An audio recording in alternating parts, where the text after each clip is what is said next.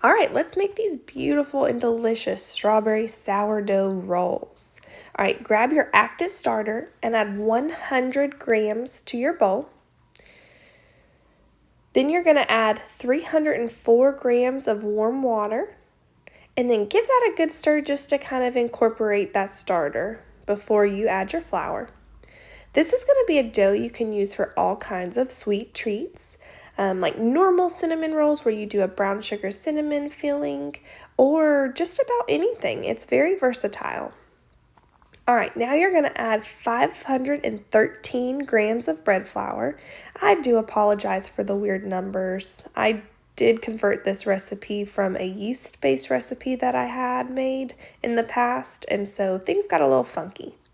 All right, 6 tablespoons of melted butter right into the bowl, 1.5 teaspoons of salt, and then you're going to also add in 3 tablespoons of sugar. Since this is a sweet roll, we do want our dough to have a little sweetness to it, but I don't want it to be overpowering. All right, so you're going to mix this until it forms a nice cohesive ball. You may want to knead it with your hands a few times, but I did not find that necessary here. Cover it with a wet towel and leave it overnight, and I'll meet you back tomorrow with strawberry butter. Right, so I'm going to make a strawberry honey butter to go inside of my strawberry cinnamon rolls without the cinnamon. Strawberry rolls. So I've just got some chopped up strawberries, probably about half of a container because my kids got to it first. I'm going to drizzle a little honey on the strawberries. This you're just going to measure with your heart.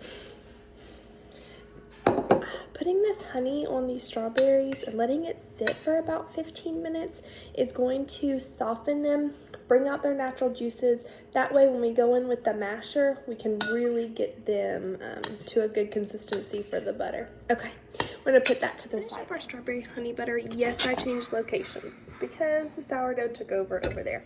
All right, so just take a masher. If you don't have one of these, a fork would probably work just fine. Now this has been sitting in the honey for about 10 to 15 minutes, okay? So I am just going to smush, smush, smush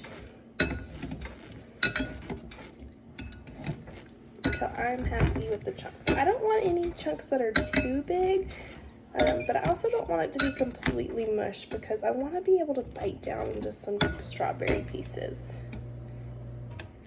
Until that, I put real strawberries in here and not just like preserves. Alright, that should be about good. So this is what I have right here before adding the butter.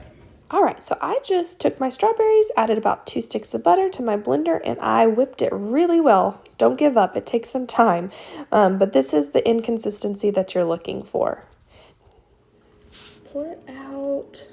Trying not to break up the dough too much because I want to keep those strands of gluten intact. Perfect. All right, let's finish rolling out this dough.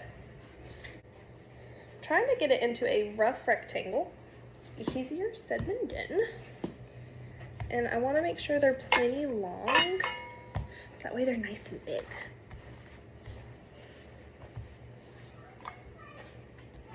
Okay. I think that's about as good as it's going to get. I've got our strawberry butter that we made.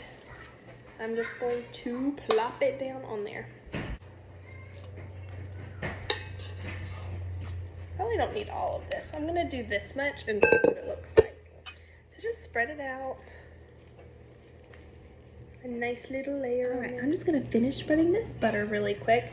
I did a pretty thick layer because I mean, why not, right? Surely can't hurt. Okay, I'm gonna roll this way, okay? You do kind of want a tight roll, okay? You don't want them all loosey-goosey. Okay, as you can see, I'm just going to roll this up all the way. Sorry, Past Destiny, for the voiceover, but you were taking too long. Okay, guys, this looks so good. Guys, I'm going to take my cast iron and my bread knife. We're gonna give this a shot for cutting it. And then I'm going to do about an inch for each piece. I want nice thick ones. All right, first cut. Oh, look at that. All right, Mama is happy. So we're just gonna keep going all the way down.